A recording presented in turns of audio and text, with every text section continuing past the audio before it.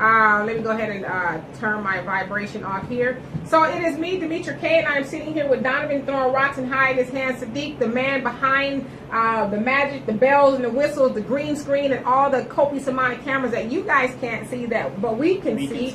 I'm also here live on YouTube, and thank you those for YouTube. I don't see anybody on there yet, thank God. But thank you guys for hanging in there for the 9 minutes it took us to finish getting set up.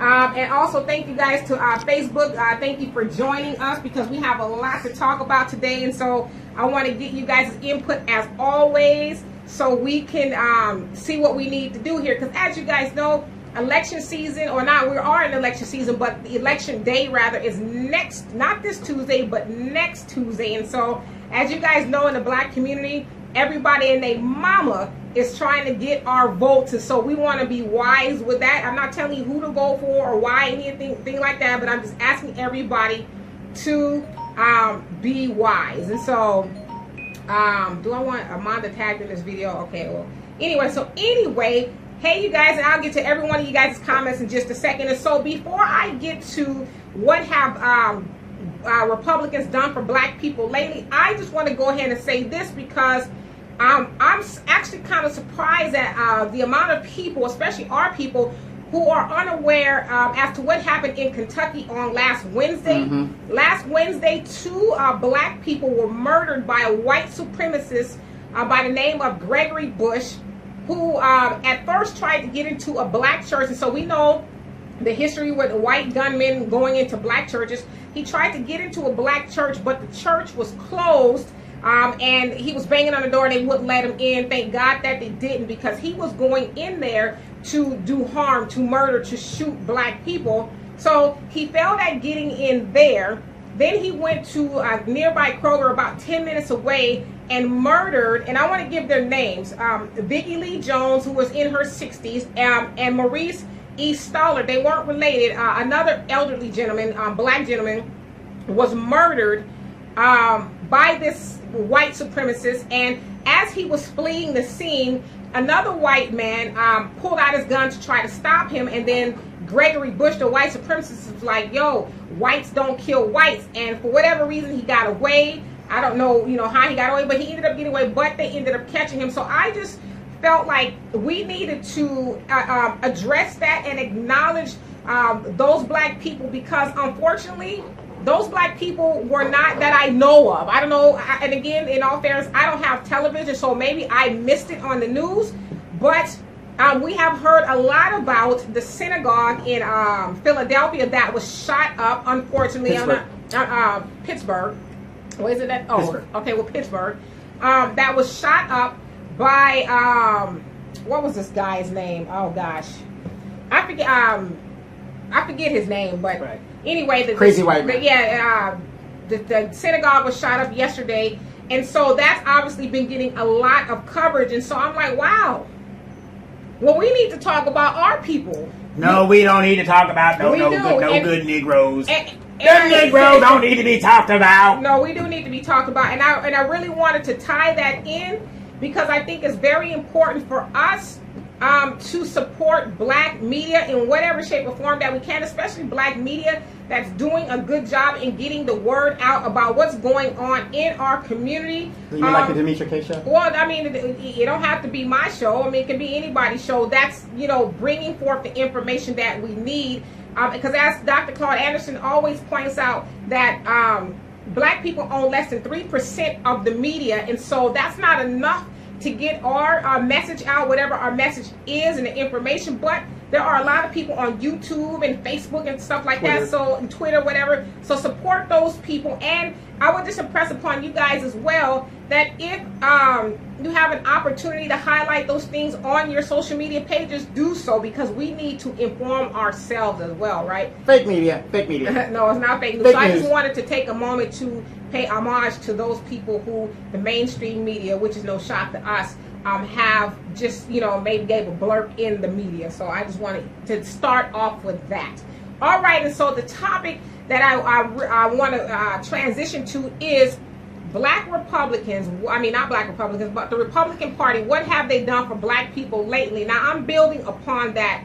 Now, as you guys know, Just the other day, we saw hundreds of black conservatives ebulliently visit the White House with great anticipation after accepting an invitation for President Trump to hear him speak.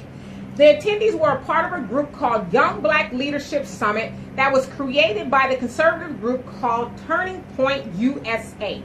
Candace Owens, a very outspoken black conservative, is the organization's director of communications. She said that her goal is to, quote, lead the black revolution against the Democrat Party. And then Kanye West is also a huge supporter of Miss Owens. Earlier this year, he tweeted that he loved the way she thinks right before he made his statement in regards to slavery being a choice. All right. So Charlie Kirk, the organization's founder, said that Kanye's tweet made Owens and Turning Point more prominent. Now, before Kanye's tweet, Kurt said that other black Republicans, now Kurt is a white guy, but he said that other black Republicans were afraid to speak their minds, which led to the meeting with Trump. So with him and Candace decided, okay, you know what, we need to organize this meeting to have black Republicans or black conservatives meet with Trump. For whatever reason, we'll get to that. All right, and so they also got to hear Donald Trump Jr., Stacey Dash, Ben Carson, Larry Elders, along with other conservatives. Now, many have said that black people would start to move toward Trump because of his constant highlighting of the unemployment rate in the black community, and that he would bring jobs to the black community. Now, many, okay. But Candace Owens said the following. Okay, now check this out, guys. Burn this into your mind. She said, we need to bring you to the black, this is a quote, we need to bring you to the black community because, in my opinion, President Trump is the most marketable president in the history of all presidents to the black community because, check this out, he's funny. She said, they really respond well to humor and self-deprecation. So that means that black people are just hardy har. We just clowns. We just he, and that we like don't look favorably upon ourselves, and so we would just love Trump because he's just able to get us to chuckle it up, I guess. If I could, dissect that quote, that's what I'm assuming she means. Okay, and so let's see what else I have here. Owens, among many others, have asserted that the Democratic Party has affected black people in the following ways. 1, it has made black people victims of socialism. 2, it has made us lazy and dependent upon the system. 3, it has helped remove the black man from the home of its family. 4, it champions abortion or a woman's right to choose, which has disproportionately affected black women. 5, it has pacified us with civil rights, and among other things. So we can go on and on and on what people say about the Democratic Party in relation to black people. Now, many on the right have repeatedly reminded black folks of the aforementioned things. And you know what? I agree with those things. I agree with their assessment of the Democratic Party and black people. So I agree with that. So let's do some numbers here, shall we? In 2016, about 8% of the black population identified as Republicans. 80% identified as Democrats, and about 12 to 16% identified as independent. In August of this year, Republicans claimed that Trump's approval rating is 36% among African Americans, a huge jump from the 19% this time last year. However, it is said that Trump's true approval rating amongst blacks is from around 14%, and that's the Pew poll, their polling organization. And the NAACP, believe it or not, has his approval rating at 21%. So you decide between 14 and 21%. That's where Trump's approval rating is in the black community. All right. Now, but when I think about the black Republicans of yesterday and today, their ideologies have most definitely changed. And I'm almost done here, you guys, and so we'll get into some dialogue here. In 1869, the first black Republican to win the seat in the House of Representatives and the first African American to preside over the House during the Reconstructive era was Joseph Rainey from South Carolina. He not only advocated for the rights of blacks, whites, Indians, and Asians, he was a staunch supporter of black people and the rights of black people, and for the rights of black people, rather. on the House floor, Rainey was quoted as saying, "I tell you that the Negro will never rest until he gets his rights." His work on the Committee of Freedmen's Affairs that was created in 1865 after the abolishment of slavery to handle legislation regarding the rights of freed black people earned him the most recognition. In 1871, during one of his most memorable speeches, Rainey argued that newly freed black people needed the protection of federal troops to protect them from the brand new organization at the time called the Ku Klux Klan. All right. Now he did that knowing that his own life would be at stake. Rainey said, "When myself and my colleagues shall leave these halls," now of course this was written in 1800, so this is how he spoke. "When myself and my colleagues shall leave the halls and turn our footsteps toward our southern homes, we know not the assassin may await our coming and mark for his vengeance." So basically he's saying we don't know if we're going to be murdered or what have you because of our stance on black people and being free and having the freedoms that everyone else has. Okay? And so, let's see. Okay, a few weeks later, the Ku Klux Klan Act was signed into law by President Ulysses Grant. Even though the act did not stop the Klan from terrorizing blacks, at least Rainey tried. Now, in 1872, he argued for the Civil Rights Bill of 1875 that was authored by Senator Charles Sumner, a well-known white abolitionist, which outlawed racial discriminations on juries, in schools, on transportation, and in public accommodations, so like the hotels, restaurants, and all that kind of stuff, right? Now, Rainey was also an integrationist in that he believed that black people should not be segregated from white society. Maybe we disagree a little bit on that, but we'll get into that. In addition, he was very big on African Americans having our own economy and our own banks to get ahead. There were also many other black House members during the Reconstruction period that were not only interested in helping black people, but they took action. Not to forget the most well-known Republican, Frederick Douglass, who was also an abolitionist that was very outspoken for the rights of, what happened? Oh, you can't see my face. Oh, for the rights, where'd I go? For the rights of black people. So let's take a brief look at the Republican Party of the day. It's going to be very brief, I promise you guys. Tim Scott, first black senator from South Carolina, elected since the first senator from South Carolina that was elected since Reconstruction. He doesn't think Trump is a racist. Ben Carson, Secretary of Housing, HUD, as most of us know, a brain surgeon nominated by Trump to be a head of housing. I don't know how that happened, but Alan West, former member of the House who thinks Trump is doing a great job. And was kicked out of the, basically forced out of the Army before some bad stuff that he did. Okay. And then Mia Love, first black female Republican elected to Congress who also champions Trump's policies. Michael Steele, ex-Republican National Committee chairman, who was used by the Republicans after Obama was elected. Now, Michael Steele has kind of changed his stance a little bit, but not much. And so what else do we have here? Clarence Thomas, Supreme Court Justice nominated. My mom thinks Michael Steele is so fine. Ooh, my mom thinks he's fine. That's a fine. Is she a little bit too black for him? He like white women, yes. Okay? Now, I don't need to elaborate on Justice Clarence Thomas because we know... Uncle Thomas? Well, and you know, after researching some of his views and stuff, there's some things I actually agree with him, but I would also agree that he has mostly been counterproductive to his own people, which are black people. Pulled the rug up. He pulled the ladder up. Yeah, he says he did. Okay, and then who else did I have on my list? I have Candace Owens, Communication Director of Turning Point USA, who loves Trump, and Trump loves her. I'm sure he does, Black Bunny. Former Communication Outreach to the African American Community of the White House, Stacey Dash. A news analyst, I guess that's what you would call her. Wait, wasn't she running for office here in California? Yeah, but I don't know what happened with that. I think she lost the primary or something like that. Maybe it was. Did she even get in the primary? I don't even know. But okay, and so the question that I have, what have any of those black Republican figures done for the plight of black people? Now, back to Ms. Owens' original point when she said that she wants to lead black people away from the Democratic Party. The question is, lead us to do what? What is she going to lead us to do once we get to the Republican Party? Now, again, I'm not saying that some of them aren't right in regards to, you know, the Democratic Party and black people. That essentially they have not helped us. They've only hurt us, and I'm going to get to you guys' comments. the Democratic Party has not helped us. I don't care what you say. I'm not, if you're a Democrat, that's fine. I'm not trying to sway you from being a Democrat. You do what you want. I personally am not affiliated to any party. I'm not even an independent. I'm affiliated with myself and my own personal views.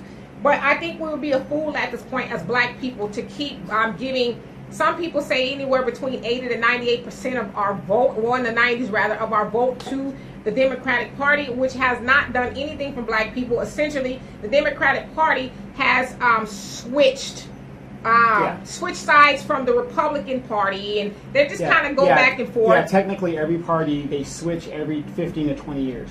Right, and so basically the Democratic Party is the Republican Party. Now they're just saying different things, but I just want to know, what is Candace Owens going to do with, or the Republican parties, what are they going to do with black people once they get us over there? Are they going to help us with, let's say, what we've all been asking for years? Are they going to give us reparations? Are they finally going to approve that? Is somebody going to champion that, like, seriously? Are they going to help black people in regards to not being racist as far as institutional and systemically speaking? I mean, what are they going to do? Now, I did have a conversation with a Republican, a black Republican yesterday, and I asked him, I said, well, why are you a Republican, if you don't mind me asking? And I wrote some things down, and he said that technically he's a black fiscal Republican. And I said, well, what exactly does that mean? And he says, well, for money purposes, I feel like the Republican Party will help me in business and earn more money. And, this is what he's saying. Fool. Help me business-wise. And he also said that the Republican mindset is we get out of your way and let you figure it out. Let you figure out how you're going to earn money. We don't impose a lot of regulations and stipulations. And that's why you have a lot of corruption and theft and elitism. But he made a good point, too. And he talked about, let's say, someone like Hillary Clinton, who was very anti-Uber. Well, what does Uber do for a lot of people? I know a lot of people. Yeah, but I know a lot of people who actually work for Uber, including myself. I did it for a couple of weeks or so, and I was like, no, y'all can't get in my car like that. I'm done. This ain't for me. But it allowed people who weren't able to find work to work on their own, earn their own money the way they wanted to earn their own money. They're business owners, for lack of better words. But Hillary Clinton and I guess a lot of people in the Democratic Party were wanting to put regulations on Uber and people like them to make them make their employees. Well, no, they wanted them to make their employees W-2 employees opposed to 1099 employees. And so, the black Republican I spoke to was like, well, why do that? Why do that to people when they're able to earn their own money? Because it's about elitism. But he's like, it's free enterprise, right? You're allowed to. They don't believe in that. That's the right. Whole and so that's the point that he was making, that the Republicans allow. This is what he's saying. I don't know this to be true, but he was saying that they allow you to do these things, to let you choose to be a business owner the way you want to be a business owner. And he also said the government is not in your business as far as from a Republican point of view. Again, they allow you to do your thing. And then so I asked him, said, well, let me ask you this. What is your take on the Republican silence in regards to the black community? And you know what he said? He goes, well, I really don't have I don't know much about that. So I don't know if that's just him not wanting to really answer the question, or was he just not being mean, but was he really ignorant about the Republican stance on, or silence rather, on the things that go on in the black community? And so I'll get to you guys' comments. And that was a 20-minute. Well, this is the thing. Yeah, it was a 20-minute diatribe, as you would say, or monologue, as I would say. But, my thing is this. We need to get past the point of just rambling from our own minds. Like, a lot of us are very intelligent, but I don't like when people speak to me without knowledge, without some sort of information. And as I said on this show, it is always going to be my goal to bring you something that you maybe not heard before. Maybe you guys a lot of you guys have already heard about Joseph Rainey, the first black House member during the Reconstruction era, and maybe some of you haven't.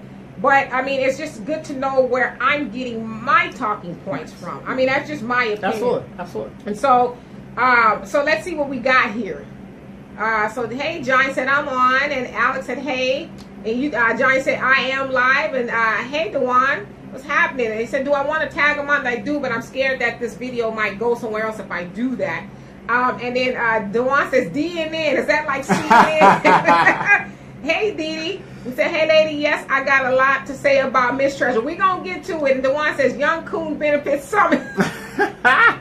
Yeah, some people will look at it like that. And you're speaking to the summit that took place where a black Trump supporter, that a lot of them had on a MAGA hats, Make America Great hat again. And everybody wants to get paid. Everybody wants to get paid. Yeah, but they're lining up to go speak to Trump and all this other stuff. Listen, I don't care who you support. Honestly, I don't. Because at this point, I'm like, nobody but black people are going to help black people. I think once we get that settled, it doesn't matter. Kermit the Frog could be at the White House for all we're concerned. Right. If we don't help ourselves, it doesn't even matter. And then Alex says, I bet if aliens exist, they think we're stupid because whites will kill us for having a different skin color when there are probably many species we have never even heard of. Absolutely. And hey, Lawrence. But no, I mean, at some point in time, to kind of piggyback off your point, black people have to wake up and say, you know what? I mean, we keep pledging allegiance to people who, and people being, you know, Democrats or Republicans, whoever, but specifically Democrats, who will never, ever truly help us. Democrats are only concerned about us when it's election season. They only want our vote. They're only paying attention to us. And the crazy part is they're not even really specifically talking to black people. They're not saying black people. And it's funny how anything that might affect black people, minorities, or women, they don't really fight for it. They just say, oh, well. Well, I mean, and you think about it, too, because I asked this not too long ago on my page, what happened to the kids in the cage? Are there still I don't know, are the kids in the cages still? I mean, are we still... You're damn right. I know that now we're dealing with, we being the United States, if you will, are dealing with potentially 7,000 immigrants coming from Mexico. They're going to, I guess, force their way in, is what the right wing is telling us, you know, but I don't know if that's even possible. No, it's not possible. But that's what they're trying to scare the pants off of, you know. Selection season. Their base. Oh, the Mexicans are coming. Oh, my gosh, whatever will we do? You know, that kind of thing. But, I mean, the Democrats never really... They don't fight. Well, they don't care about black people. They just want our votes. That's the votes. That's all they care about is our ability to vote for them. After that, they'll be gone for 2 to 4 more years, and then, you know, they'll come back and well, have you noticed this? When Hillary lost, we got to work with him, and we've got to do all these things, whatever. Now, there's been an attack on a vice president and 2 former presidents. What did Trump say? I ain't gonna call him. Hell with that. Right. Well, we gonna get to it. And Dewan says, why is it that when they think they're white, they change the way they talk and go to the white guy voice? You're talking about the guy who was on live. He was going to the summit with Trump, the black guys. Yeah, I thought, you know what? I thought maybe it was just me, but I thought the same thing. Like, now all of a sudden, you know, you got this dialect, you know. And I do take how can I say this, issue with when people say you talk white.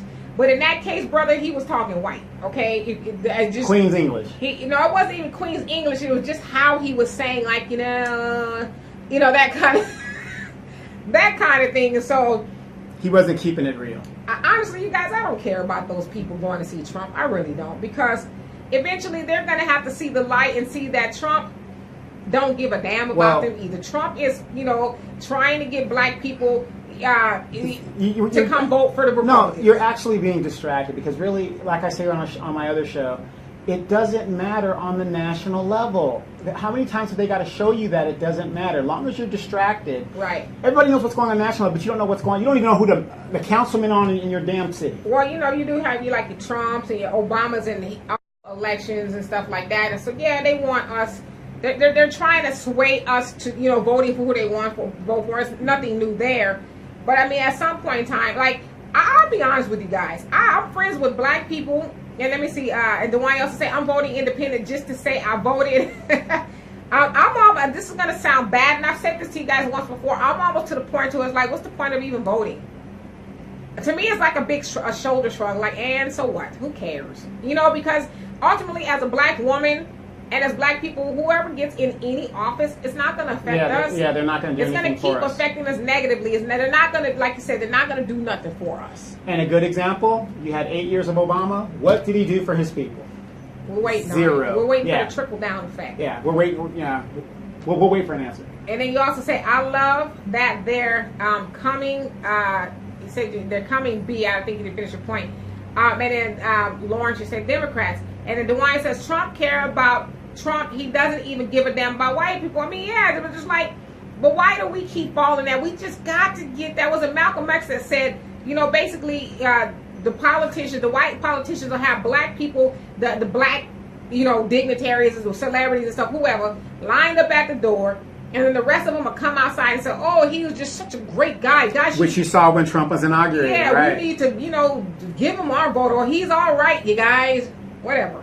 Mm-hmm. You know, but to your point, yeah, Trump only cares about Trump. And you got to remember, rich people live a totally different reality than real life. Right. You know, Trump, I guess he has some money, whether he's a billionaire, I don't He's know. not a billionaire, but he has money. But he still gets off on power. Mm-hmm. That's still very important to them because, and that's one thing I don't understand, why we as black people don't understand that. If we just use our power, we have a lot of power, we collectively, we don't have any unity, so we don't have any power. Wow, last week on your show, there was a young man that talked about that very thing. Yes, you did. And Lawrence says, no Democrats.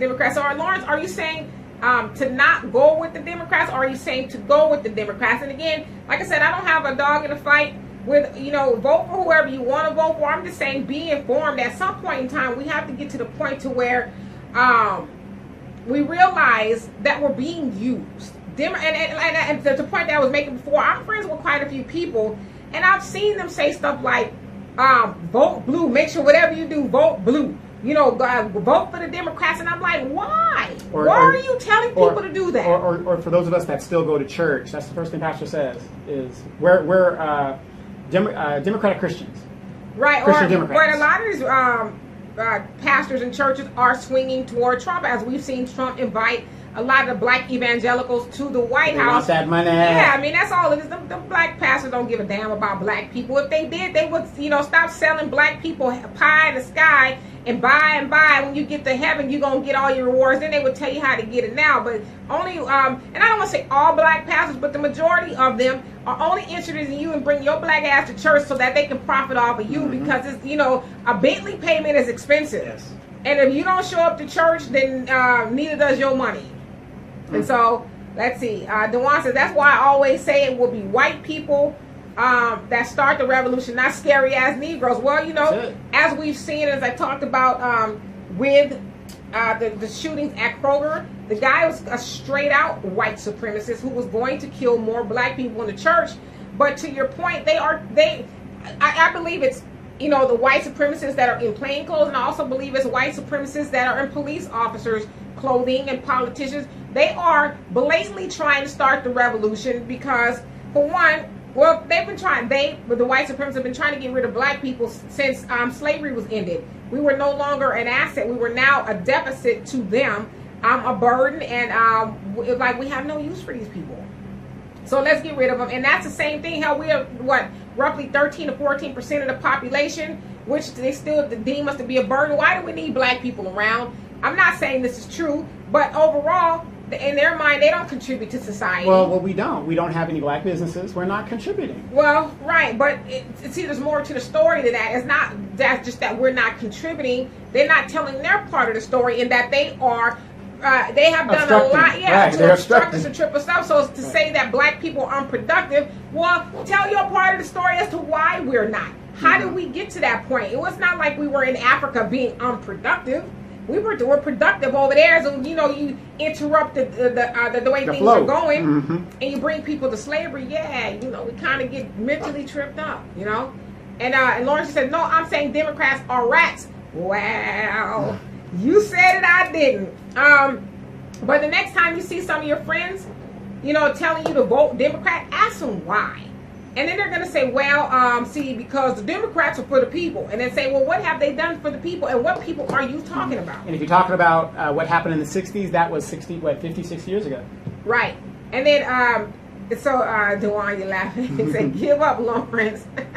Alex says, I don't care about political parties. I'm me. We're us. We help each other. Yes. Why can't the rest of us get that? Like, at the end of the day, it doesn't matter who's in office. There's no reason. There's no reason for anybody in office at this point to care about black people. Why? Because overall, we don't care about ourselves. What people do you know give 97% of their money away? Name one other group of people besides black people who give almost everything they have away to other people and then cry about other people not respecting us. Oh, well, you won't give a brother a job. Why should I? Well, name me a people that will willingly take money from the government rather than go out there and make it on their own. Well, I mean... No, I'm talking about, yeah. In right, proportionate to their population. Well, yeah, I mean, disproportionately we do those things. But again,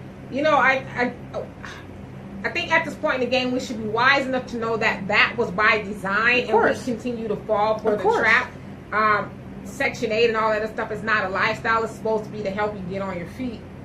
But, for whatever reason, we fall for it. As I said before, in the beginning, the Democrats have been charged with helping the black woman be alleviated of her man by all of these other and programs. Of her children. Or eventually of her children, but specifically of her man. If there's no man in the home, and you give, as people have said, this is not a new idea for me, but as people have always said, you give the woman the benefits and then you kick the man out the house with shit.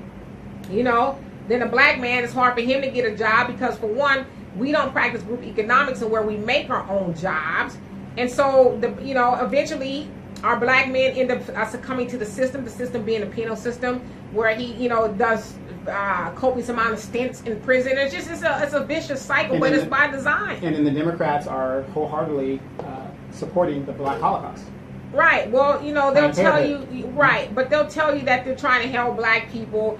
Some Negroes, Kamala Harris, Tim Scott, and Cory Booker, they champion this anti-lynching bill that has failed 200 plus times before they tried to champion. But my thing at this point, you dumb Negroes, shouldn't it be like an epiphany, or not even epiphany, but just common sense to you, the fact that you have to champion a bill that make lynching a federal crime or a hate crime on its own? To me, that should just be a given. Right. Why do you need to draw that bill up and then take it to your colleagues and say, okay, guys, how about 2018? Right. 2018, let's make this an actual crime. And then I know there has been a few lynchings in the last couple of years, but epidemically, there hasn't been major lynching in the United States since the 1930s. Well, that we know of, and a lot of times, academically, I'm talking about when it was like a normal thing. True, but see, a lot of times too, we think of lynching, and let's see here. Let me get to your other comment here.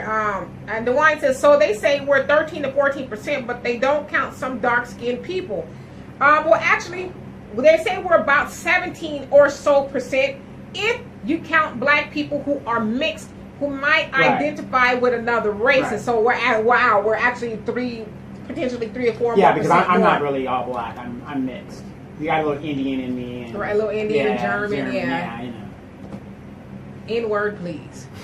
So anyway, so I forgot what I was saying, but yeah, I mean, the lynching bill. Oh yeah, the lynching bill. So a lot of people think that when we think of lynching, we think of just being hung by a rope.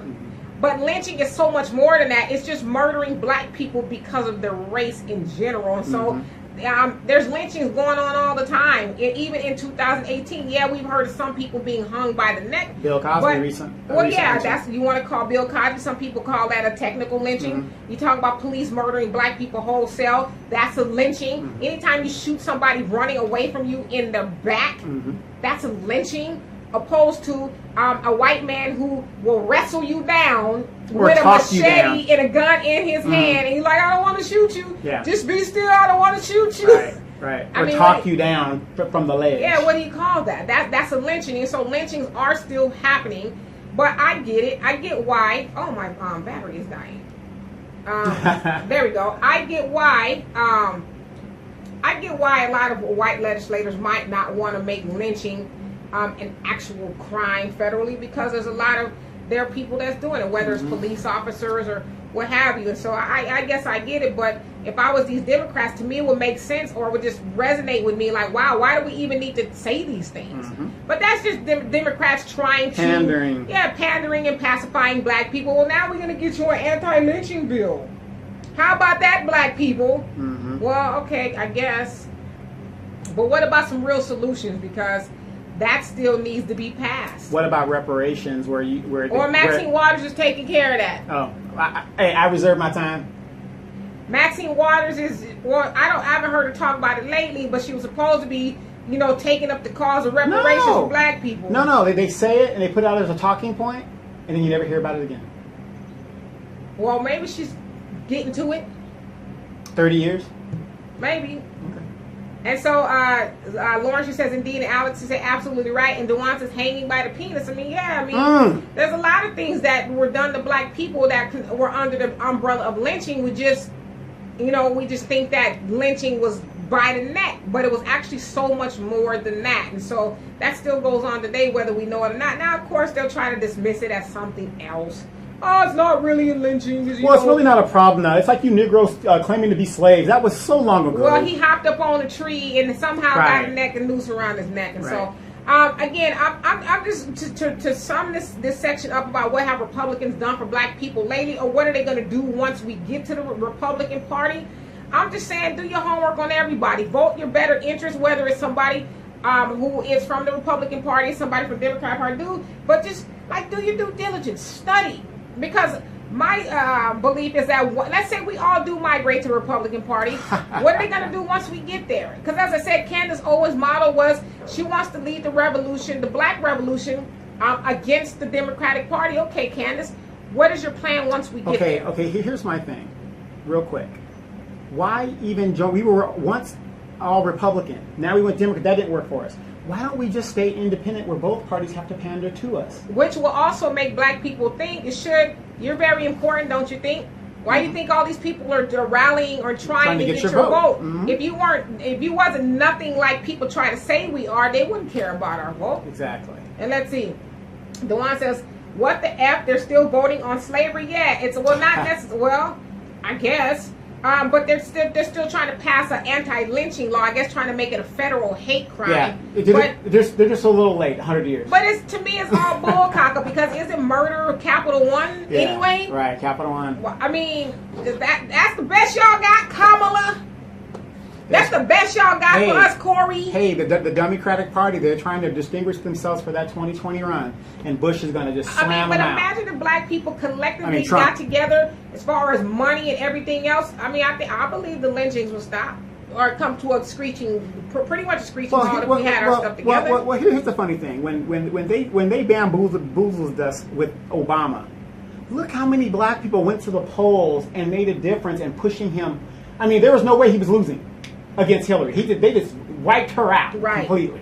Right. So if we can do it then, we can do it now. But the problem is we got to get people that are actually going to do something for us. Right. Okay, and so Alex would say, I feel like people are conditioned to believe in the Democratic Party because of family members of the past, like religion, but don't stop to think for themselves. Ask why. How does this benefit us? What is the origin of the parties? Yeah, I know somebody personally who said his mom said that her mama said always vote Democrat all the way down the line, and so that's what you should do. And I said, well, did you ask her why? Why vote Democrat all the way down the line? What if those Democrats are not for you? Right. Like your Hillary and your Bill, who we so proudly, and a lot of Negroes, I hate when I hear Negroes do that. Oh, Bill Clinton was the first black president. And you know who does that the most?